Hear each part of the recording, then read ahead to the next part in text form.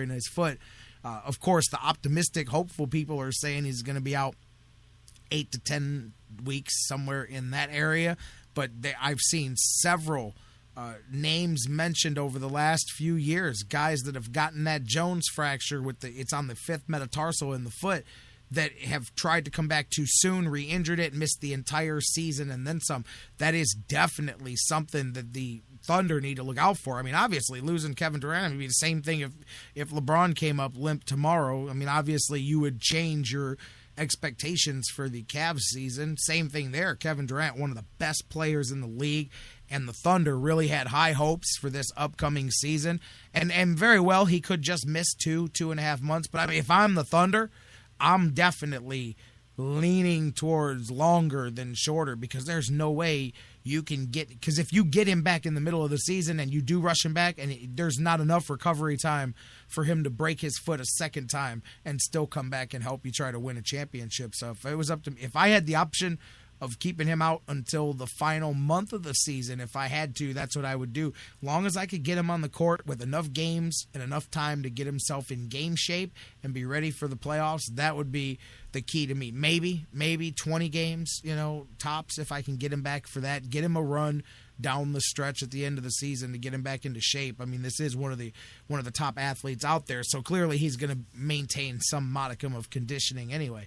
But I would not be rushing him back. I know people buy tickets. That's great. I know you got other masters that you have to serve, but that's what's gonna affect how far you go. I mean, there's no other way to put that.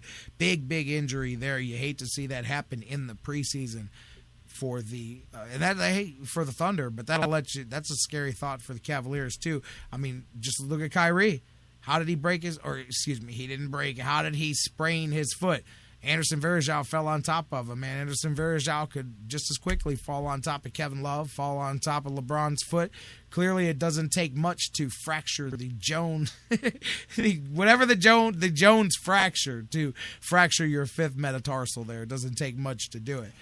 But Kevin Durant, that's going to be significant, and that's going to affect the first few months over there in the West. So Cavs play tonight. Oklahoma City plays without Durant here tonight, the aforementioned Durant. Got the playoff games going at it. Wrap things up with by the way, for those of you guys I teased earlier about Florida State, I want to talk about this tomorrow because I'm not going to squeeze this into the last 5 minutes of the show.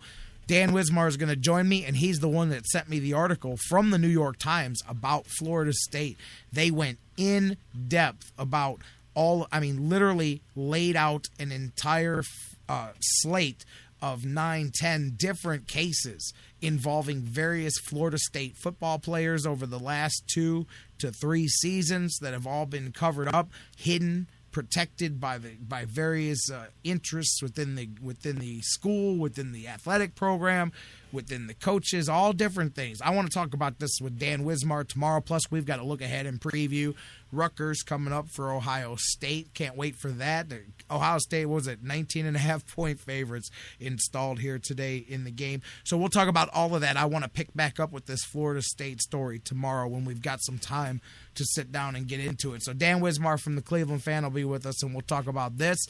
Also, Eddie Jansen talking Cavs, but I wanted to wrap today's show up I teased it before. What do you do when you go to Seattle and you beat the defending Super Bowl champions? I mean, of course, you steal underwear.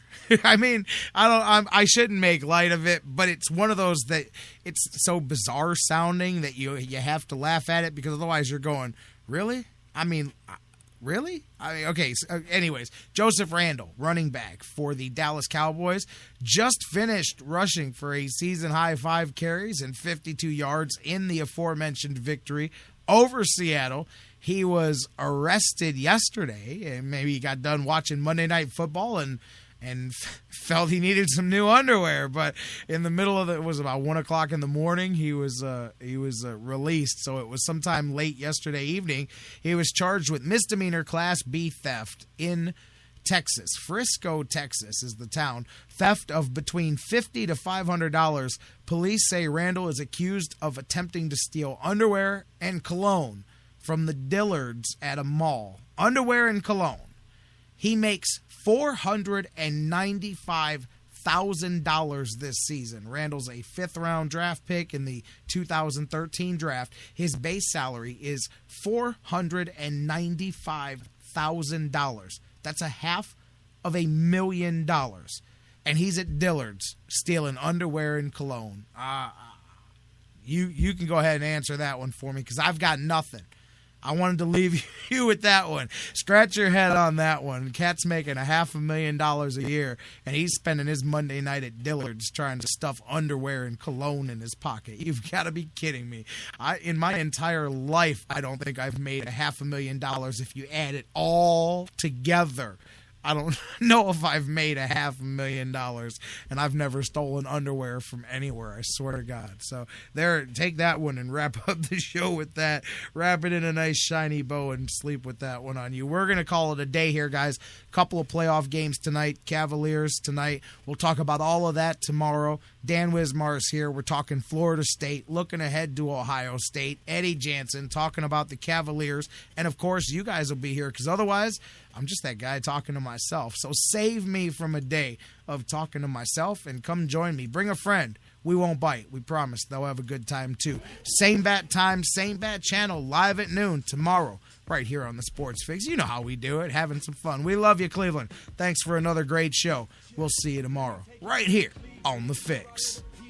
Grind all night, sleep once in a leap year. Never had a beach year. City of the hard knocks. Let one of us make it out the city, bet we all rock. Coming out the east side, where they do not play much. Clouds always looming, we don't see the sun rays much. Still about the paper, gotta make sure the lights on. Just a mistake on the lake to you, but this is my own. Tatted it on my arm, that I represent that. Homie, I'm from Cleveland, I will tell the president that. Hardest, yeah, we been there. Made some of the greats here. Midwest best, this is MGK's, yeah. Shouts out to St. Clair, uptown, yes, y'all. Heading to the flex, get it popping up with step flaws. Old State Monster, this the home of King James. We are not the empire, but this is where the kings play. Cleveland, let's go.